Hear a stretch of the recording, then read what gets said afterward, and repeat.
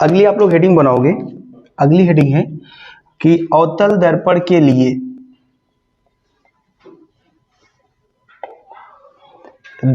लिए फोकस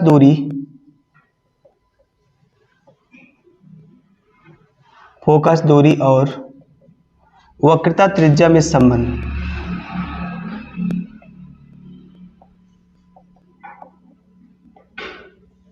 देखो फोकस दूरी को लिखते हैं हम लोग स्मॉल एफ से और वक्रता त्रिज्या किससे लिखते हैं, कैपिटल आर से। मतलब इन दोनों में हम लोग संबंध देखते हैं क्या होता है, सिद्ध करते हुए चलते हैं। ठीक है, सबसे पहले चूंकि ये अवतल दर्पण के लिए पूछ रहा है तो हम लोग अवतल दर्पण बना लेते हैं। अवतल दर्पण कुछ इस तरह से होता है कि नहीं, इस तरह से होता है, ऐसे नहीं होता है, ऐसे होता है कुछ इस तरह से, या और अच्छा बना दूं मैं, इतना अच्छा बनाए तुम लोग।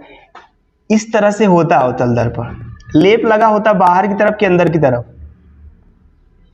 सर इतना अच्छा लेप सही लगा रहे हैं नहीं बताओ, हाँ लेप लगा हुआ है। और अवतल दर्पण में अभी तक हम लोग कितनी चीजें पढ़े हैं बताओ। ये दर्पण का मुख्य क्या है, ये ध्रुव है, और यहां कहीं क्या होगा, वक्रता केंद्र, और इसके बीच में कहां होगा मुख्य फोकस कैपिटल एफ, और मुख्य फोकस कैपिटल एफ। उसके बाद हमें फोकस दूरी चाहिए, वक्रता त्रिज्या चाहिए। वक्रता त्रिज्या किसे कहते बोलो, दर्पण के ध्रुव और वक्रता केंद्र के बीच की दूरी को क्या बोलते हैं, वक्रता त्रिज्या। और दूसरा हमें चाहिए फोकस दूरी। तो फोकस दूरी किसे कहते हैं, फोकस दूरी किसे कहते हैं बताओ, अंजलि बोलो फोकस दूरी किसे कहते हैं। मुख्य फोकस और ध्रुव के बीच की दूरी को हम लोग बोलते हैं फोकस दूरी। अब इस दोनों में संबंध निकालते हैं। चलो हम लोग क्या कर रहे हैं, इस मुख्य अक्ष के, ये मुख्य अक्ष, इस मुख्य अक्ष के हम लोग समांतर एक किरण लेके चल रहे हैं, एक किरण लेके चलते हैं मुख्य अक्ष के समांतर। ये मुख्य अक्ष के समांतर किरण गई, जो प्रकाश की किरण मुख्य अक्ष के समांतर जाएगी वो कहां से वापस आएगी, मुख्य फोकस से। तो ये मुख्य फोकस से वापस आ जाएगी, ये यहां से वापस आ गई। ठीक है, अब दूसरा देखो, ये सी से अविलंब डाल दे रहे हैं, ये सी से अविलंब हो गया।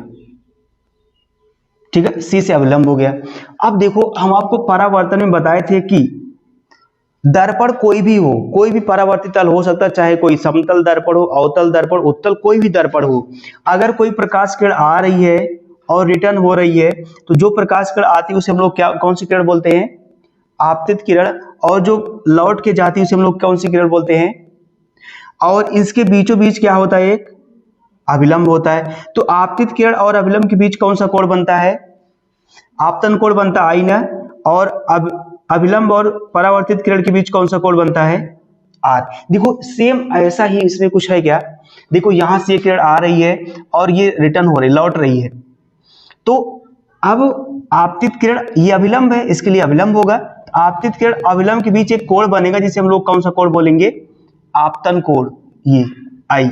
और अभिलंब परावर्तित किरण के बीच एक कोण बनेगा जिसे हम लोग बोलेंगे आर। फिलहाल इसको लिखने की जरूरत नहीं है, इसलिए हम लिख नहीं रहे हैं। ठीक है, लिखने की जरूरत नहीं, बस इतना समझ लो कि ये दोनों कोण बराबर होंगे। क्यों, क्योंकि ये आपतन कोण है और कौन सा कोण है, ये परावर्तन कोण हमेशा क्या होते हैं, बराबर होते हैं। और इसको हम लोग मान रहे हैं कि ये किरण है ए बी, यहां से होकर लौट रही है। चलो इतनी चीज सीखे कम से कम, इसमें आपको बहुत सारी चीजें सिखा देंगे मैथ्स से रिलेटेड। देखो पहला इसमें आप लिखोगे कि ये, इसको प्रूफ करते हैं ना, प्रूफ। देखो पहला इसमें आप ये लिखोगे कि जो, देखो हम लोग ये वाला कोण और ये वाला कोण बराबर दिखा रहे हैं, एंगल ए बी सी। देखो ये वाला कोण और ये वाला कोण, इस वाले कोण का नाम बताओ आप लोग, बराबर होगा angle C B F, C B F, ये हो गया। ये क्यों बराबर बताओ, परावर्तन के नियम से, के नियम से समीकरण नंबर 1 दे दो। दूसरा, और देखो अगर मान लो कोई एक दो तीन किरणें हैं, ऐसा कुछ एंगल बन रहा है मान लो, तो ये वाला कोण इस वाले कोण के बराबर होता है। क्यों? एकांतर कोण। देखो जैसे अब मैं बताऊं और कुछ, जैसे मान लो एक वर्ग या एक आयत है, एक यहां से कोई इस विकर्ण कट कर रहा है, तो ये वाला कोण इस वाले कोण के क्या होता है? बराबर होता है। क्यों? एकांतर कोण। वैसे देखो यहां बन रहा है कि नहीं बन रहा है, ये वाला कोण और ये वाला कोण, ये वाला कोण, ये वाला एकांतर होगा कि नहीं होगा?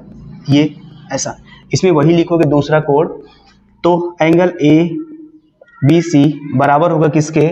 एंगल बी सी एफ के। ठीक, बी सी एफ के। अब दूसरा देखो समीकरण नंबर इसको 2 दे। अच्छा ये क्यों है? इसको रीजन दे दो, एकांतर कोण होगा, एकांतर कोण। समीकरण नंबर 2 हो गया। समीकरण 1 और 2 से मिलाओ। बहुत पहले हम आपको पढ़ा चुके हैं कि अगर LHS बराबर है तो RHS भी क्या हो जाएगा? बराबर हो जाएगा। या आप सुविधा के लिए आप देखो, मान लो इसको काट दो, ऐसा काटते नहीं है लेकिन मैं आपको बता रहा हूँ, ये वाला कट जाएगा, ये वाला क्या होगा? दोनों बराबर हो जाएंगे। तो समीकरण 1 और 2 से ये काटता नहीं है भैया, इसको ध्यान दीजिएगा, इसको आप बस आपको समझाने के लिए कट किए। समीकरण 1 और 2 से, समीकरण 1 और 2 से क्या होगा? ये वाला कोण CBF बराबर होगा कोण BCF के।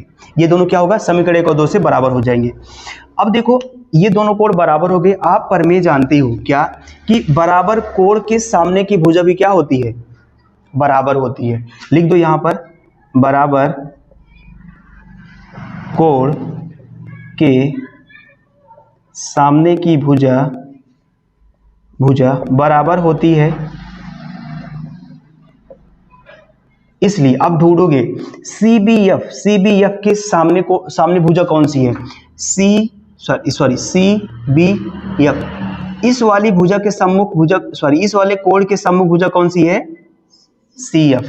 तो ये हो जाएगा CF बराबर। दूसरा BCF, इस वाले कोण के सम्मुख भुजा कौन सी? बोलो BF ना। ये रीजन यही बताओगे कि बराबर कोण के सामने की जो भुजा है क्या होती है? वो बराबर होती। अब काम यहां से, यदि यहां से थोड़ा मानते हैं, यदि मान लेते हैं कि ये जो दर्पण है इसका द्वारक बहुत छोटा है, बहुत छोटा मतलब ये वाला बिंदु यहाँ पे कहीं है, ये वाला जो बिंदु B है मान लो यहाँ कहीं है, ये तब बताओ जो बिंदु, अगर बिंदु B को यहां कर दोगे, एकदम यहां, ये बिंदु B को यहां कर दोगे, तो ये जो BF है PF के बराबर होगा कि नहीं? जैसे आप लोग समझ रहे हो, देखो जैसे मान लो अभी हम लोग इतना फैलाए हैं इन दोनों को, अभी हम लोग इन दोनों को इतना फैलाए हैं, तो आपको अंतर समझ। लेकिन अगर हम लोग एकदम पास कर देंगे एकदम, तो ये वाला ये दोनों के बराबर हो जाएगा।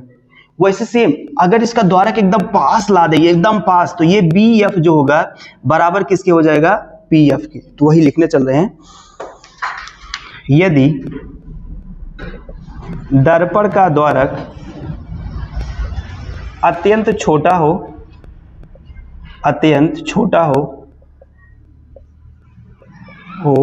तो क्या होगा? BF बराबर किसके हो जाएगा? PF के। ये जो है BF जो बराबर किसके हो जाएगा? PF के। ऐसा। अच्छा इसको ये यहां से देख लो, समीकरण इसको 3 मान लो। समीकरण 3 से जहां BF है वहां क्या रख दोगे? तो ये हो जाएगा CF बराबर, ये BF का स्तंभ कितना रखोगे? PF। अच्छा अब देखो ये जो R है ना, R दर्पण के ध्रुव से दूरी है, जो F है दर्पण के ध्रुव से दूरी है। हम आपको दूरियां नापने का चिन्ह बताए थे, नियम बताए थे कि दर्पण की सभी दूरियां कहां से नापी जाती हैं? अब देखो ये वाली दूरी PF, आप लिख सकते हो सर PF का मान कितना दिया गया है? F है, लेकिन CF का मान क्या लिखोगे? CF का तो कुछ मान ही नहीं होता है, ऐसा इसको में चेंज करना होगा। अब जैसे मान लो एक आपको इतनी बड़ी लाइन दे दी है, इस पूरी लाइन का मान है 5, मान लो इस पूरी लाइन का मान कितना है? 5 सपोज करिएगा। और उसके बाद इतनी दूरी, सिर्फ पूरी दूरी का मान 5 है, और अगर इतनी दूरी का मान 3 हो तो अब इतनी दूरी का मान कितना होगा आप बताओ? कितना होगा?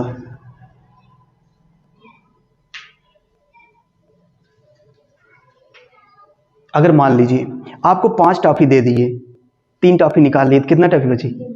और ये तुम लोग टॉफी, जहां खाने पीने वाली बात आती ना वहां टूट जाते हो। इसमें समझा रहे नहीं, आपके पास 100 टॉफी है, 2 टॉफी निकाल ली, कितना बचा?